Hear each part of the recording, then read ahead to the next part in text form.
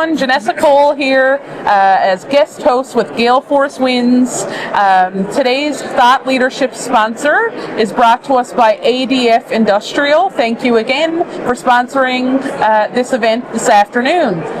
It's exciting, you know, people are moving here in the room. There's lots of booths set up that's open to the community. So we have community members coming from both Labrador City and Wabush attending the event. So it's really exciting. We've done lots of interviews today, so it's wonderful. Our next guest, I will let him introduce himself. Okay.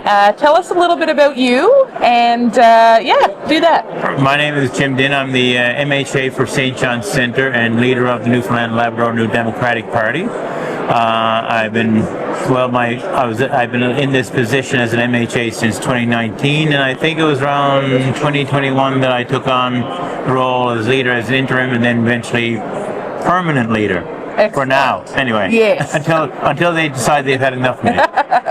Well, that's excellent, good, and I'm glad you're here. And have you attended Labrador West MINEx in the past, Jim?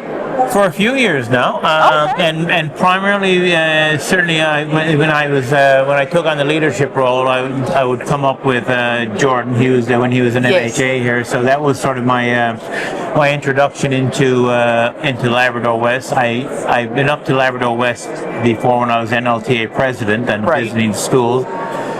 But that was in a role of like as a teacher, so it was piggybacking on that. However, it's interesting that at that time, go back to I think I was up here maybe in 2013, 2014, the issues of housing were still present then, and at that point of view, I was looking at it from a teacher perspective, and guess what? Yes. It's still an issue. Yeah. But certainly from Jordan's point of view, it's been an education when he was there to learn about the mining industry, how much of what Labrador West depends on the mining industry, how much the town of Labrador City and Wabush depend on like how they obviously want to have a community that's vibrant, that's sustainable, that's going to grow, that's going to attract families and workers, and that's all tied to the need for power, for hydroelectricity, to power housing, development, and industry.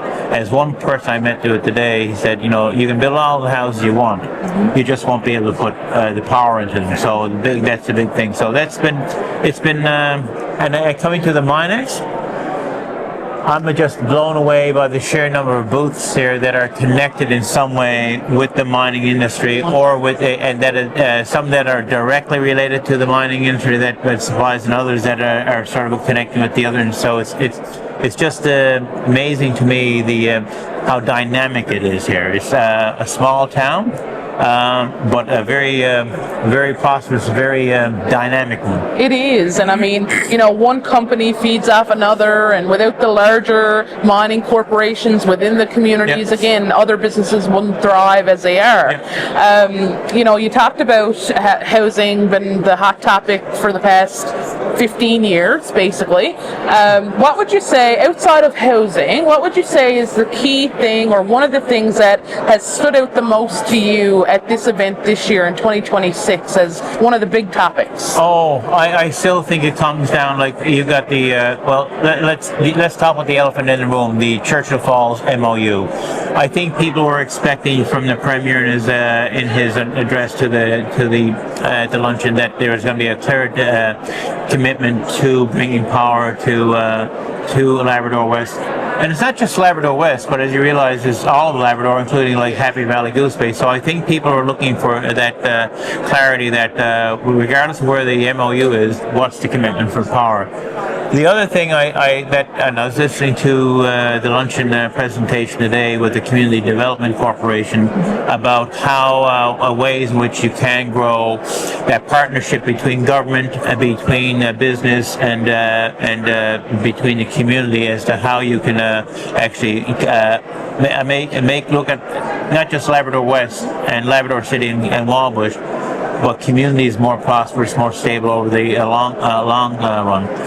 for us as a party, and again I go back to the fact that I was fortunate to have Jordan there when because he gave me that perspective on the Churchill Falls MOU and the need for power. It's been very clear in all comments that we make. And in the meetings we've had with people, that is still an issue, and that is still a need that's driving concern, and that's driving the need to have this resolved. So that's something. Even though we don't have an MHA or from the NDP up here, we're still committed to making sure that the voice of Labrador West is heard. Labrador is heard because it affects them directly, but indirectly, it's going to have an impact on the provincial economy, and and that's something we should all be concerned with. Yes, absolutely. And Jim, Labrador West has contributed to the economy, for a number of years. So, through the event, I guess here,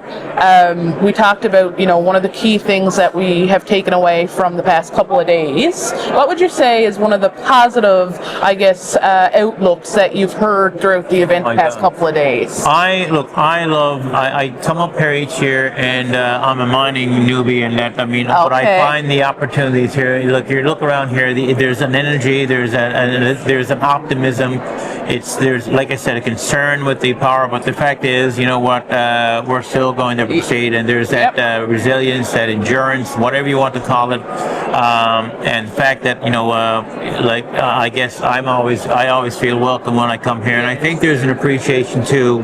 When people from the island and from St. John's have an interest in the area, I think that's what I find and it's an education. I go around to these booths and I learn something each time I come here. Absolutely, me too. And it impacts how I respond to issues in the House of Assembly. I've talked to talked to members of the union, the mining industry. The concerns around healthcare, and I guess too that's the other thing. You talk to there's whole issues around medical transportation. What I find here too, you're when it comes to the housing for seniors in needs, the wait times in the emergency room, they're no different than what you see in the hospitals in the hospital in my district. So I think there's a commonality in terms of the issues we're facing, the problems we're struggling with. But there's also a real drive to find a solution, and that you live in a harsh environment, especially in the winter time. But people are still going out to skidooing and everything else. So I think that speaks to the spirit of the people in Labrador West and in Labrador in general.